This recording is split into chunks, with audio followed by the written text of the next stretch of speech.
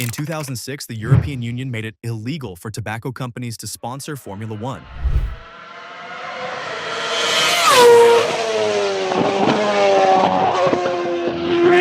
Cigarette logos vanished from every car on the grid. 19 years later, Philip Morris is still wiring Ferrari somewhere between $100 million and $160 million every single season. McLaren just renewed a tobacco money deal worth between $30 million to $50 million a year. And starting in 2026, you'll see a nicotine pouch brand called Zion painted directly onto a Ferrari. Total tobacco money still flowing into F1 since the ban? Conservatively, north of $2.6 billion. They didn't break a single rule. Much of it appears to have operated within regulatory gaps. Here's how they pulled it off. To understand the loophole, you have to understand what tobacco lost. The Philip Morris-Ferrari relationship started in 1973. It is by some distance the longest sponsorship in the history of professional sports, over 5 decades, and an estimated $2.27 billion in lifetime payments. During the Schumacher era, those 5 world titles between 2000 and 2004, Marlboro paid Ferrari roughly $80 million a year. McLaren had its own tobacco deals, West, Marlboro before that, and it went further than sponsorship. In 1998, British American Tobacco bought an entire Formula One team, Tyrrell, for $25 million and renamed it British American Racing. Lucky Strike, Cool, State Express, 555, all BAT brands appeared on the car. They weren't sponsoring a team, they owned it. Then in 2003, the European Union passed Directive 2003/33/EC. Tobacco advertising and cross-border sponsorship prohibited. The FIA gave the sport until the end of 2006 to comply. By the start of 2008, cigarette logos in F1 were effectively gone. So here's the question that should keep you up at night. If tobacco sponsorship is illegal, what exactly is Philip Morris still paying Ferrari an estimated $160 million a year for? The first thing to understand is what the ban actually says. The directive prohibits direct advertising of tobacco products, logos, pack shots, slogans tied to a specific cigarette. Here's what it does not prohibit: sponsorship by a parent company as long as no tobacco product is being advertised, branding of innovation platforms, science programs, or sister products, color schemes, even ones that have been associated with the cigarette brand for 50 years, and critically, subliminal or design-based brand association, which means the moment the law took effect, Philip Morris had 4 legal pathways still wide open, and they used all 4 of them. That is where 50 years of Marlboro red livery stops being a problem and starts becoming a feature. In 2007, Ferrari unveiled a new design element on the engine cover and rear wing. It looked like a barcode. Ferrari said it was a stylistic choice. Philip Morris said the same thing. Independent researchers and the World Health Organization disagreed. Their argument: at racing speed, around a corner, in your peripheral vision, the human brain doesn't read a logo, it reads a pattern. And this pattern was statistically indistinguishable from the Marlboro chevron viewers had been trained on for decades. Multiple anti-tobacco groups filed formal complaints. By 2010, under mounting pressure, the design was quietly removed. Here is the wow fact almost nobody talks about. Kimi Räikkönen, in 2007, was the last driver in history to win a Formula One World Championship in a car carrying any form of tobacco branding. And technically, there wasn't a tobacco logo on it, only a pattern. That was the warm-up. The real masterclass came in 2018. In late 2018, Philip Morris International launched something called Mission Winnow. The official description: a science and innovation platform, a program to share PMI's transformation away from combustible tobacco. There was no product, no store, no customers. It was a brand for a corporate idea. It was also, regulators and anti-tobacco groups quickly scrutinized it, visually echoing the Marlboro chevron. Similar red, similar white, similar dimensions, same placement on the car.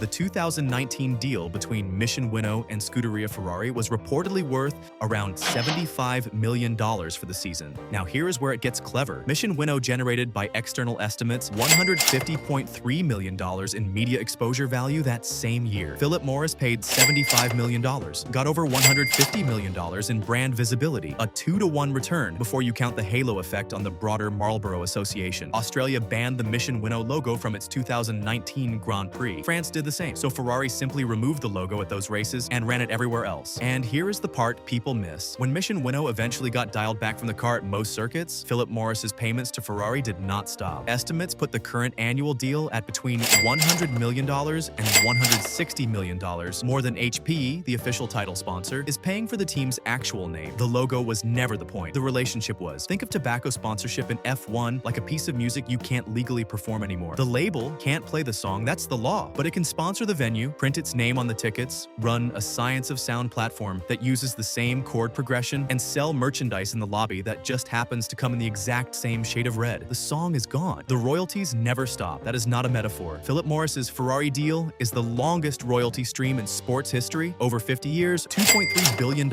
and the most expensive seasons came after advertising tobacco was made illegal. That is the genius of what Philip Morris built. But by 2019, they had a problem. Even the science platform was getting banned. So they tried something new. Now look at McLaren. In 2019, after a 13-year absence from F1, British American Tobacco came back through McLaren. Their 2019 spend $25 million.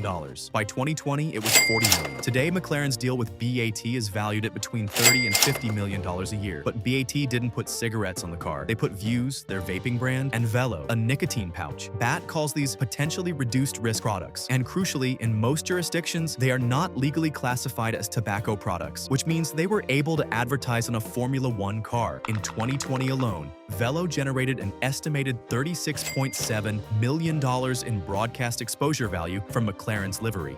And Philip Morris is now doing exactly the same thing. Starting in late 2025 and running through the 2026 season, ZYN, the nicotine pouch brand Philip Morris bought when it acquired Swedish Match for over $16 billion in 2022, is being painted onto the Ferrari livery for selected races. Let that land for a second. The same red car, the same Schumacher livery your dad had on his bedroom wall. Now selling the next generation of nicotine to the next generation of fans. This was always the plan. The 2006 ban didn't end tobacco's relationship with F1. It forced an evolution, from cigarettes to subliminal patterns to science platforms to nicotine pouches. Each step legally cleaner than the last. Each step reaching a younger, more global, more affluent audience than the last. Here is the line that every regulator quietly knows but nobody says out loud. Ferrari has, by some estimates, 4 million fans aged 8 to 12. McLaren has the largest social media following of any team on the grid and the youngest average viewer. These are not the audiences you build to sell cigarettes. These are the audiences you build to sell whatever comes after cigarettes. And to close the loop, BAT runs co-branded retail partnerships with 7-Eleven, OXXO, Family Mart, Couche-Tard, and Dufry in over a dozen countries. F1 fan walks out of the grandstand on Sunday, sees the same brand on the shelf at the airport on Monday. In 2019, that retail integration alone was worth an estimated $8.5 million in advertising exposure value. The car is the top of the funnel. The convenience store is the checkout, and every race, Bahrain to Vegas to Suzuka to Brazil, extends the funnel into a new market. That is the real product, not the livery, not the team, the audience. So what comes next? F1's global unique fans just crossed 827 million under Liberty Media. The new Apple TV deal opens up the premium American market. 18 to 35-year-olds with disposable income, the exact demographic that drives nicotine pouch growth. The pouch category itself is forecast to grow at roughly 30% a year through 2030. Run the math one more time. Philip Morris has paid Ferrari roughly $2.27 billion since 1973. BAT has paid F1 teams another $375 million in the last few years alone. ZYN is just getting started. The brands change, the category changes, the product changes, stops. If a science platform can quietly replace a cigarette brand, what replaces the science platform when nicotine pouches eventually get banned too? That is a 50-year game Philip Morris has already started playing. And if history rhymes, they already know the answer.